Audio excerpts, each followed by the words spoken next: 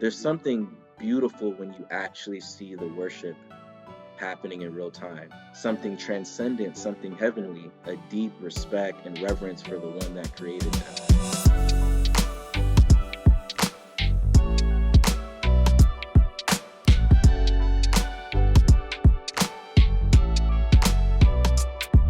I'm godly proud to introduce our next guest today, Luther Menard, who resides in Florida and is also the co-host of the podcast, The Transfigured Life.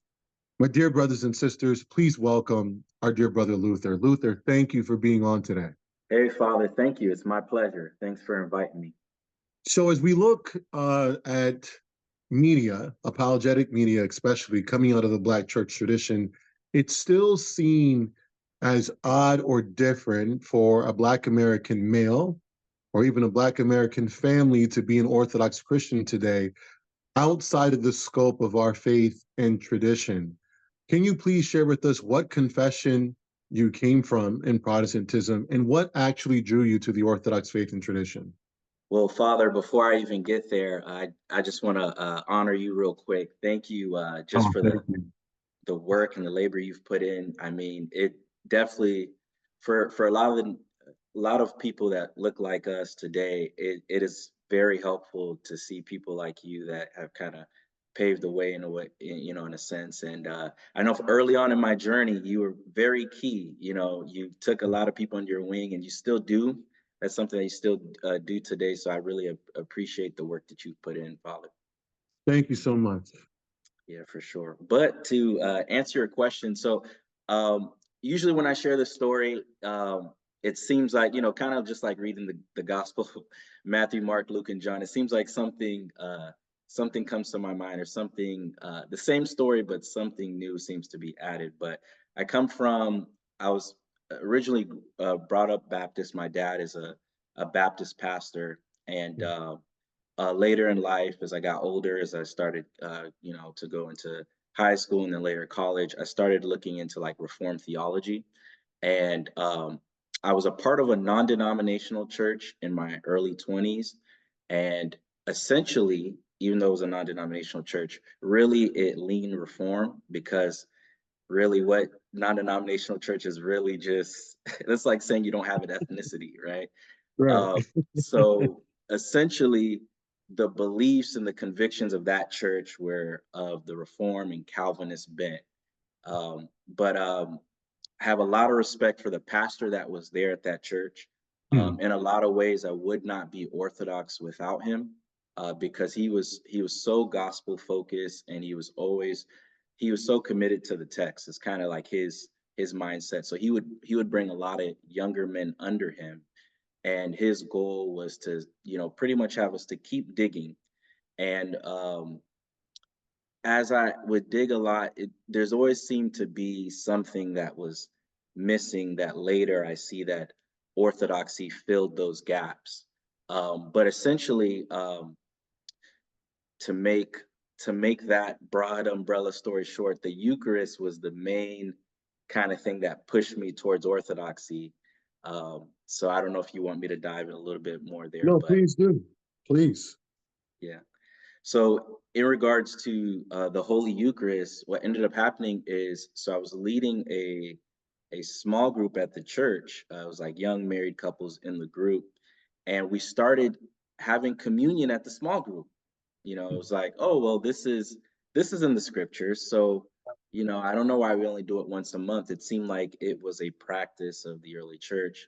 And everybody wants to get back to Acts 2, right? Everybody wants to get back to and do what the church has always been doing. And so in a sense, I introduced that at the life group. We, man, got, Lord have mercy on me, but I brought bread and wine, and essentially we would do this at the small group, with the young married couples, as we had our Bible study and whatnot. Not Walter's grape juice. We try to get some of the good stuff. It was Okay. this one wasn't. We left the grape juice in the cracker for church, but Okay. I was trying to really go back. So I got Okay. the best bread Publix could offer, is a local grocery store where I'm at. We got some. I believe we got some wine, if I'm not mistaken. Um, But we were trying to replicate as best as we can under the mindset of sola scriptura, right? Um, but in doing that, essentially, for some reason, I felt like I was doing something wrong. You know, I couldn't put my finger on it. I was trying to be faithful, but I felt like, I'm doing something wrong. So I brought it to my pastor, and I told him, "Hey, we started doing this in the life group, the small group." And I'll never forget to this day kind of how he responded. He was essentially like, "Oh, um, well, the scriptures don't really say anything about that, about you, like essentially, like it seemed like from my perspective that he was like figuring this stuff out on the spot, right? mhm, So he's just like, I don't know, we usually do that at church, and I'm looking just at kind of what's happening here, and in my head I was like, something doesn't make sense with what's happening here, like, um, so essentially, like if he decided at that moment, maybe we shouldn't be doing this, we wouldn't be doing this, and if he decided maybe we should, then we should. It just seemed a little arbitrary to me. So mhm, I said to myself, well, I'm going to look at some of the earliest sources and see how they've understood Holy Communion. And that was kind of my approach. And to make a long story short, I was deeply surprised at some of the stuff that the earliest fathers of the church said about Holy Communion. Ignatius would talk about that this is and to paraphrase, the bread of God. That pretty much saying that is that the body and blood of Christ. mhm, That this essentially it was not a symbol. You had Justin Martyr, the way that he spoke about it, right? mhm, And just seeing father after father and how they talked about it, it was not merely symbolic. And then not only that, it seemed like it was a central part of the worship of the church. mhm. And so in seeing that, in my mind, I thought, okay, maybe there's more to uh, ancient Christianity that I don't know about, and I didn't feel like that my tradition fit in that umbrella. And so Mhm. I brought these kind of discoveries to my pastor and said, "Hey, this is what I've been looking at. This is what I've been reading," and essentially, it seemed like you know it wasn't really received in the way that I thought it would be received. I thought this was kind of what was ingrained in some of the young men that that you've shepherded. Like we want to always dig, and it's all about the gospel and things like that. So, long story short, once I figured out the Eucharist was not merely a symbol, was not something that would just be, something casual, that's when the road towards Orthodoxy began to come for me. I see. It looks like you and your pastor had a very close relationship as spiritual father and spiritual son. When you converted, how did he react, your local church community, and also your family?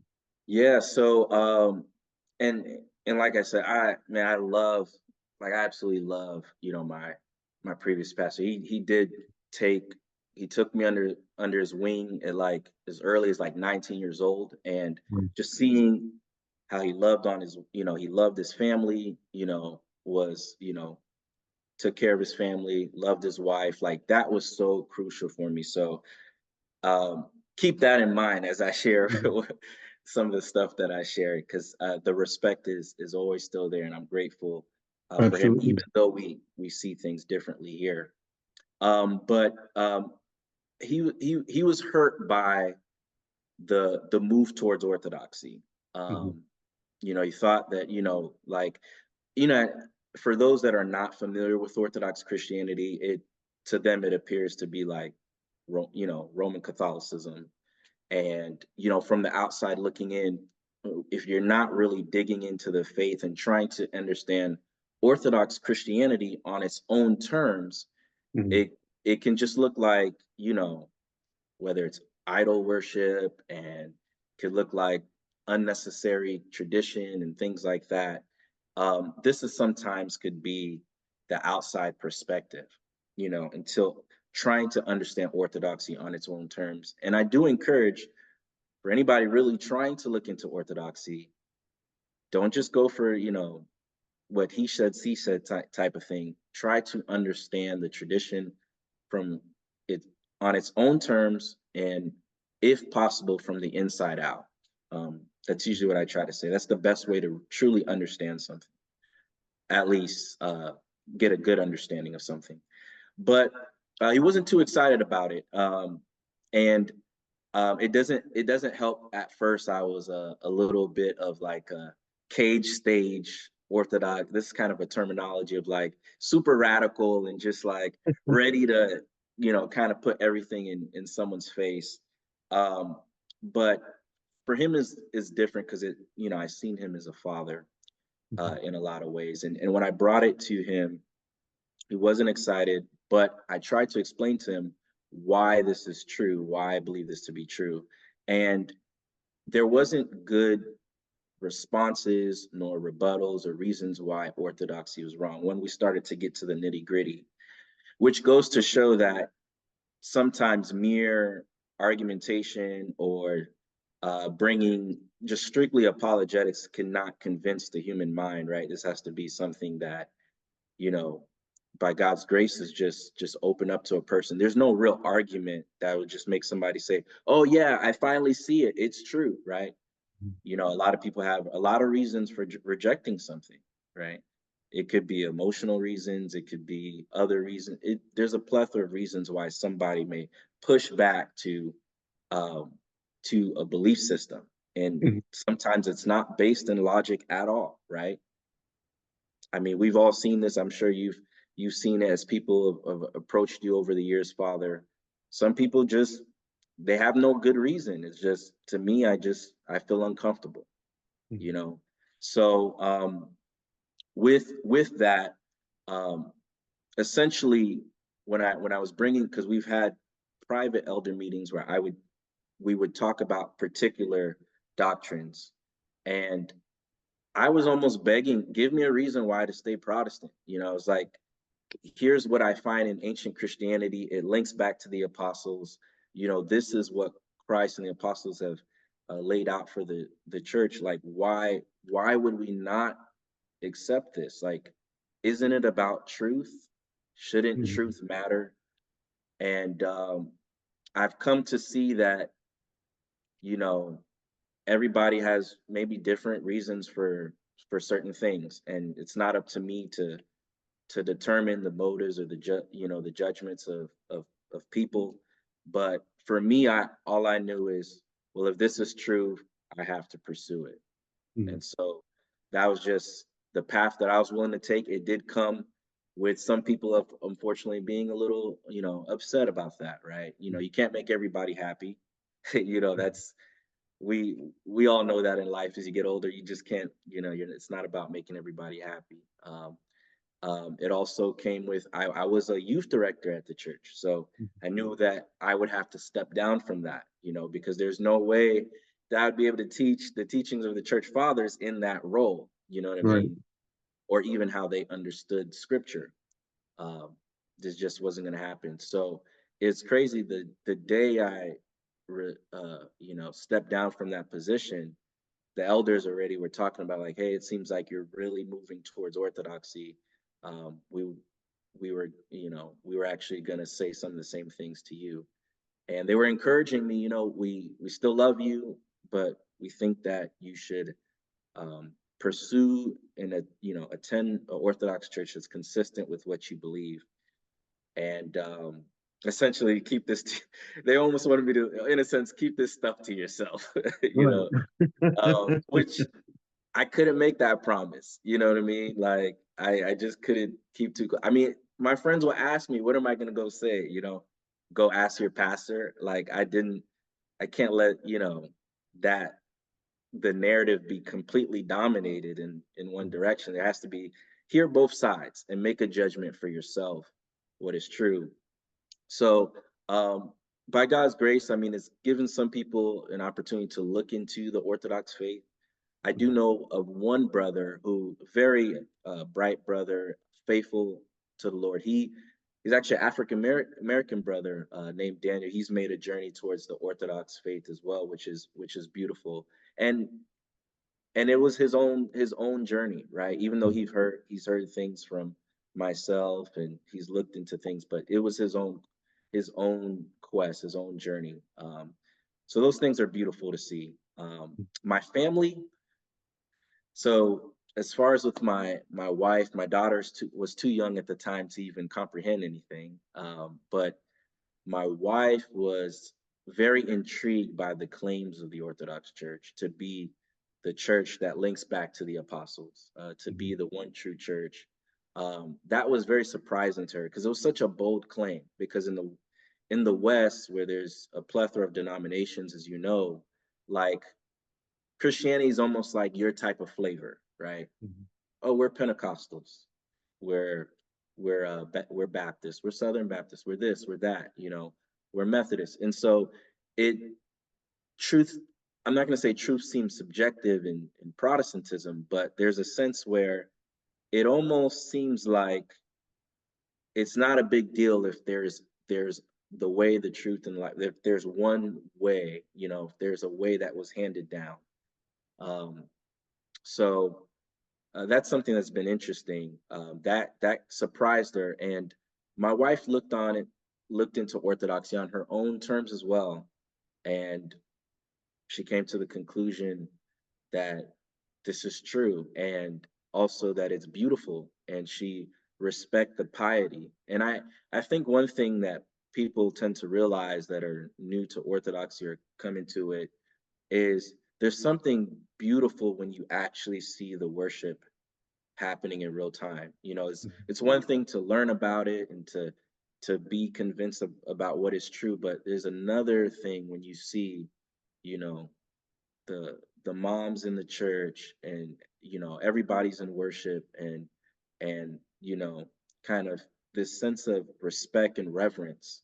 Mhm. To me, that was very attractive because it makes sense to me, Father, that if if God is the creator of the universe, that his place of worship should not only be beautiful and patterned after something transcendent, something heavenly, but that those involved in that worship would hopefully have a deep respect and reverence for the one that created them. So those were some of the reactions of the people that were in my family, my friend circle, my spaces, um, and hopefully over time, many more will come to see the truth of the true faith. Thank God. Thank you. Thank you so much. Since becoming Orthodox, I do understand that you've been serving in your parish in the Orthodox Church. We're always looking for a few good men to take responsibility of being part of the local community. Can you please share with our viewers where are you serving in your local parish, and what would you like to see yourself uh, fill in as, or where would you like to see yourself fill in as a role of service in your local parish now and within the future?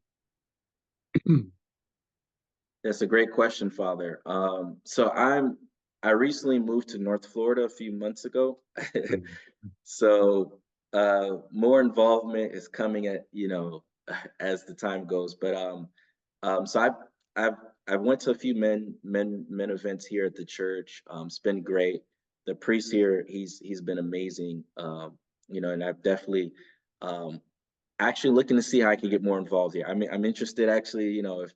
If if approved by the clergy, or I'd love to read in the church. I've asked ways I could definitely be more involved. But I'm I'm always interested seeing people come into the church. As you know, with the Transfigured life, that's been something, a project that me and Father Jonathan have done in hopes that people would come to the Orthodox Church, and we've seen some of that happen. We get emails like all the time, people that whether people becoming catechumens or things like that, which are encouraging to see. And I think even someone has came and visited even your parish as well, Father, which is beautiful to see. But more details on what that looks like in my local church, I definitely want to be more involved. So I'm new but I do want to talk with the priest and see how else I could be of great service to the church and also to this community in North Florida. Thank God. You just segued into my next question. I'm so happy to see that the work that you've been doing with Father Jonathan, with your podcast, The Transfigured Life. I know in your Protestant past, apologetics were something very important to you. Of course, in our tradition, we do not use apologetics as a form of sharing our faith. But where do you see this media outlet being of benefit to the furthering of urban missions and sharing the Orthodox faith and tradition here in America, period, beyond the urban missions context?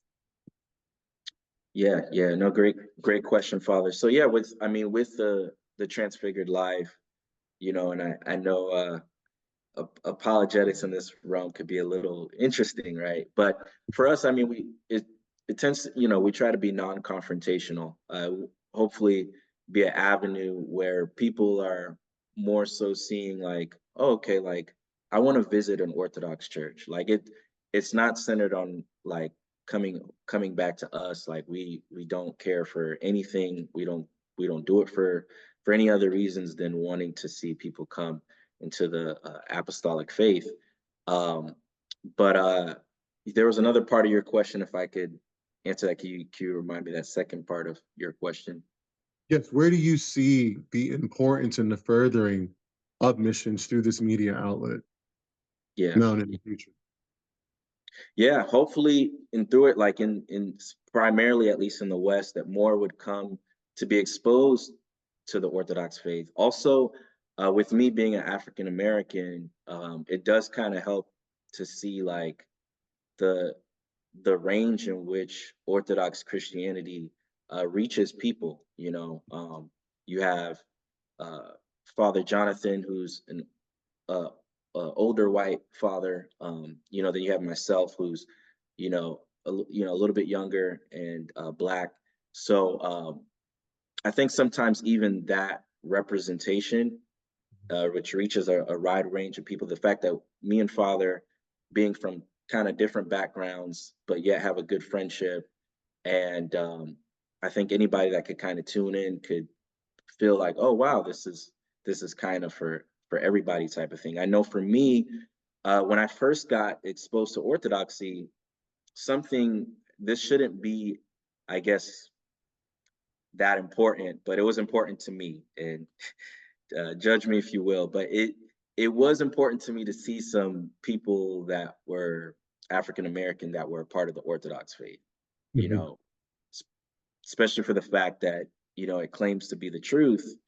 You would think that the truth would be global and to some extent and reach not just different kinds of people in Eastern Europe and other places, but it's beautiful to see that it's literally in a sense global. And seeing people like Father Moses Berry, seeing yourself, Father Samuel Davis, um, and even now today Father Micah, and just so many different names. But seeing that there were people that kind of look like me that have embraced this faith, let me know, okay, Orthodoxy is not just for a particular kind of people. And Right. so that was very good to see, especially for the fact that you look at ancient Christianity and the richness of, like, you have Saint Athanasius and Saint Cyprian and so many. And you would think that there would still be a lot of that today. So that was helpful to see. And then not only that, but you guys kind of really taking people under your wing was very appreciative. That invitation. I think there's a brother here in North Florida, goes by the name of Lenoris, that actually just shows how small this world is, because I believe like he's being mentored under you, and to be in contact like that. Wow, like, oh, these circles run really deep. Right. um, which is rich. It's rich. People need to see that, and through that, other people that are African American in the urban context as well have have come to see that, okay, Orthodoxy is for me. You know what I mean?